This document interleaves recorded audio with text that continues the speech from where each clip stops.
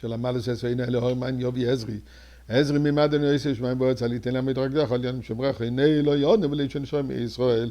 אדוני שמרך, אדוני יצילך על יד ימינך, יהיה מה שם שלו יקקו וירא בלילה. אדוני ישמרך מכל רוע ישמר את נפשך, אדוני ישמר את יצרו ויחו מעטו ויד עולם. Tzedaka pour la Géoula. Et en parlant de la Géoula, c'est certainement une bonne journée pour que la Géoula s'avère aujourd'hui. Aujourd'hui, le monde entier fête le Siyum, la conclusion du Rambam, de Mishneh Torah, que le Rabbi a institué à 41 ans, d'étudier tous les jours 3 prakim, 3 chapitres de Rambam, de manière que tous les ans, on finit l'étude entière de Rambam. Et comme le Rabbi a expliqué, l'étude entière de Rambam nous donne l'opportunité de pouvoir étudier toute la Torah. Étudier toute la Torah, c'est ceci qui précipite la venue de Mashiach. Mais laissez-moi d'abord donner une introduction au Mishneh Torah. Le Mishneh Torah, que le Rambam a écrit, était révolutionnaire dans le sens que ceci nous donne l'opportunité d'étudier toute la Torah et de connaître toute la Torah de A à Z. Et en réalité, Rambam, Maïmonide, était le premier à indexer l'ensemble de toute la loi orale, même les textes kabbalistiques. Il est compilé de manière logique et systématique. Par exemple, les lois de Shabbat sont dans le 3e volume qui s'appelle Zmanim, les temps. Là-dedans, nous avons aussi les lois des fêtes et ainsi de suite. D'une manière systématique. S'il faut aller chercher ça dans la Gemara, ce sera impossible. Il faut aller chercher d'au moins 10 volumes et étudier tous les commentaires pour finalement essayer d'arriver à la loi, à la halakha finale. Chose qui est impossible pour nous de faire. Donc Rambam nous a facilité la vie d'une manière simple et claire. D'ailleurs, le Rambam est appelé la langue d'or. C'est tellement clair, étape par étape, halakha par halakha, dans toute la Torah. Intéressant que le Rambam nous écrit aussi les halakhot de la santé, de l'alimentation saine, santé mentale. Pourquoi? Il explique, puisque la santé et le bien-être du corps fait partie du service de Dieu. Donc ça fait part d'halachot.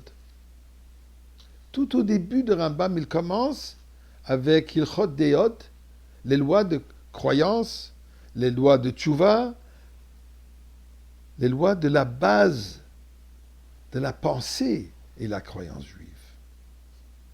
Ce qui est aussi unique chez Rambam, qu'on ne trouve chez personne d'autre, aucun codificateur, que non seulement il nous décrit les lois qui sont applicables aujourd'hui dans le temps d'exil, mais il nous parle aussi des lois qui étaient pratiquées au temps du Beth Amikdash et qui seront pratiquées au temps de la Géoula de Mashiach. D'ailleurs, il nous décrit même les halachot de l'individu Mashiach. Comment on peut reconnaître si cet individu est mériteux d'être Mashiach et si c'est lui qu'on peut le proclamer Mashiach. Et d'ailleurs, il parle que si on trouve une personne qui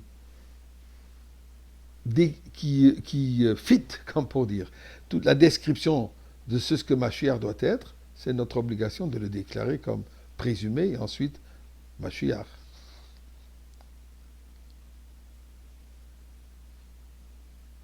Depuis Maïmonide, de nombreux érudits ont analysé chaque mot et même chaque lettre de ces volumes. D'ailleurs, je peux vous montrer un volume, il vient d'apparaître pas longtemps.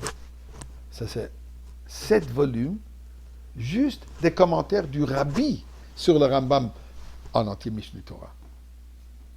Et bien sûr qu'il y en a énormément de commentaires sur le Rambam.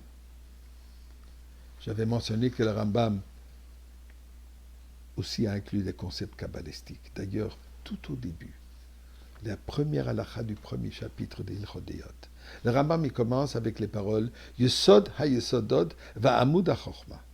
Le fondement de tous les fondements et le pilier de la sagesse est de savoir qu'il y a un Dieu.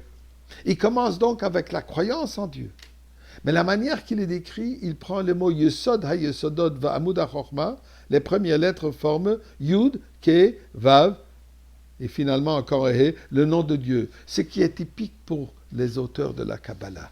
Eux, ils commencent toujours avec le nom de Dieu. Donc, Rambam, il fait allusion au fait que la Kabbalah est inclue là-dedans aussi. Et le Rambam conclut, le Siyum Rambam conclut avec les lois de Mashiach. Et il nous dit la chose suivante. Dans l'ère et le temps de Mashiach, Boto Azman lo yeshom lo ra'av lo milchama, à cette époque, il n'y aura ni de guerre, ni de famine, ni de jalousie. Un moment idéal. Et qu'est-ce qui va se passer? La connaissance absolue de la divinité. Eh bien, mes chers amis, aujourd'hui, aussi au Rambam, comme ce serait beau d'avoir Mashiach, Rambam, dans le Beth Amikdash, et nous enseigner la Torah entière.